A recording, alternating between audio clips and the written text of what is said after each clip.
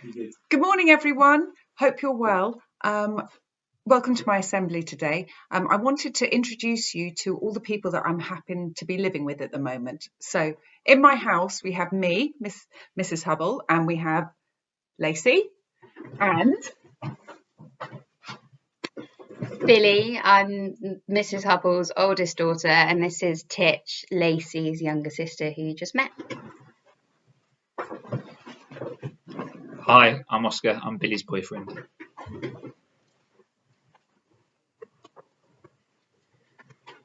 Hello everyone, I'm Ben, I'm Mrs. Hubble's husband.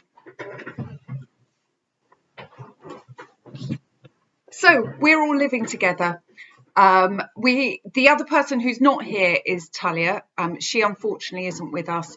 She's looking after children of some doctors in Oxford. I haven't seen her since the beginning of March in person, and that is hard. I miss her, and I just want to give her a cuddle and have her at home, but that's not possible at the moment. Anyway, I wanted to share with you a rather tense moment that we have had. Last week I came downstairs to get my cup of tea and Weetabix, and I went to pick up my mug and it wasn't there. Now every morning I had my tea from this mug.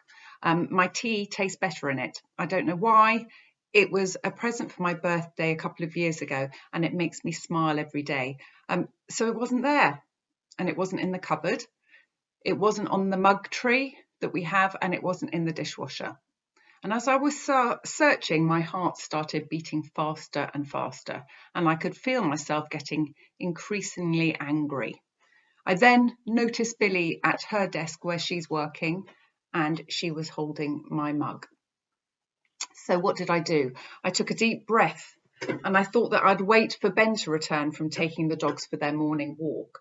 And the reason I wanted to speak to Ben first was that it was his fault Billy had taken the mug, because the previous day I'd watched him pick up my mug and make her a cup of coffee. At the time, I'd bit my tongue and said nothing, as it seemed a little bit over the top and selfish not to share my amazing mug with others. But deep down, I knew that she would love the taste of her coffee in this mug, and hence what happened the next day.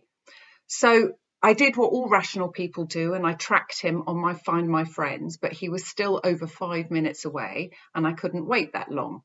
So I took a deep breath and I went to where Billy was working, and I said in what I thought was a reasonable tone, "Billy, I just wanted you to know that the mug you're drinking from is my mug. I drink my tea every morning from it, and I'd prefer if you would leave it for me in the morning."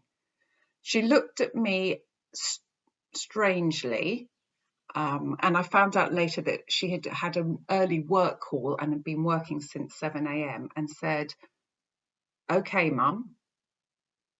So I walked back to the kitchen and Ben eventually returned. By that stage, I was a little bit emotional. Which mug would I now use? Had I overreacted? Why was I still fuming inside? And a couple of tears, I can admit, ran down my face. And then I stopped and I started laughing. Had I gone completely mad? It was a mug. I explained to Ben what had happened and why it was all his fault, angry and laughing at the same time. This is the mug. It isn't a special mug, but my tea tastes better in this mug. Later, Billy suggested that I'd perhaps overreacted. Possibly. I'm sure that many of you who are spending a lot of time with your brothers and your sisters and your parents, grandparents, cousins, and anybody else who's living in your home are also experiencing similar irrational moments. Reflecting later on my behaviour once I'd calmed down and what had happened, I realised that I need to practice what I preach.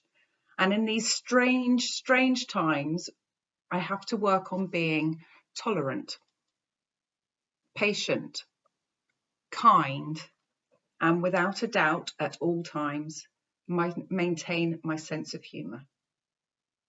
Have a lovely week, and I look forward to seeing you soon. Bye.